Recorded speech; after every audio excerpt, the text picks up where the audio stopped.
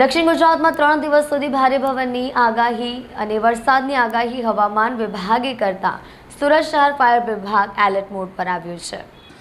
હવામાન વિભાગ દ્વારા દક્ષિણ ગુજરાતમાં આગામી 3 દિવસ સુધી ભારે પવનો સાથે વરસાદની આગાહી કરવામાં આવી છે, જેના ભાગરૂપે સુરત શહેર ફાયર વિભાગ એલર્ટ મોડ પર આવ્યું છે। ફાયર વિભાગ દ્વારા એક્સ્ટ્રા એક કંટ્રોલ રૂમ ઊભું કરવામાં આવ્યું છે।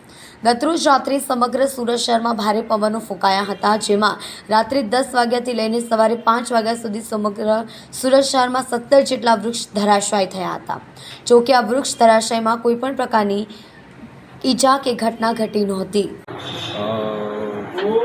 ફાયર કંટ્રોલ ઇન્ચાર્જ છું, ફાયર ઓફિસર દીપક સપ્તાહ। શું છે કંટ્રોલ રૂમ ચાલુ કરવામાં આવ્યું છે? શું છે કંટ્રોલ રૂમને વિગતને કેવી રીતે ચાલુ કરવામાં આવ્યું છે? એ હાલમાં હમણાં 3 દિવસની ચોમાસાનીનો પવન ફૂંકાવાની આગાહી છે, વરસાદની।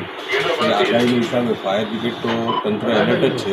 એક ઇમરજન્સી કંટ્રોલ રૂમ હમણાં તાત્કાલિકમાં અર્જન્ટમાં ચાલુ કરવામાં આવે છે। 3 દિવસની આગાહીને લઈને તંત્ર કેટલા અલર્ટ છે ને આ સુધી કેટલા કોલ આવ્યો? તંત્ર તો આપણું ફાયર બ્રિગેડ એમ તો 24 કલાક એલર્ટ જ રહી છે। આજ રોજ ગઈકાલ રાતથી લઈને અત્યાર સુધીમાં 17 જેવા ઝાડના 17 થી 18 કોલ જેવા ઝાડના કોલ મળેલ છે। આપણે આ આગાહીને લઈને કેટલા જવાનો અને કેટલા ઓફિસરો તૈયાર છે? ફાયર ટોટલ સ્ટાફ તો એલર્ટ જ છે। કોઈ બહારથી ટીમ બોલાવવામાં આવી છે? ના, અત્યાર સુધી એવી કોઈ પરિસ્થિતિ નથી આવી કે બહારથી ટીમ બોલાવવી પડે।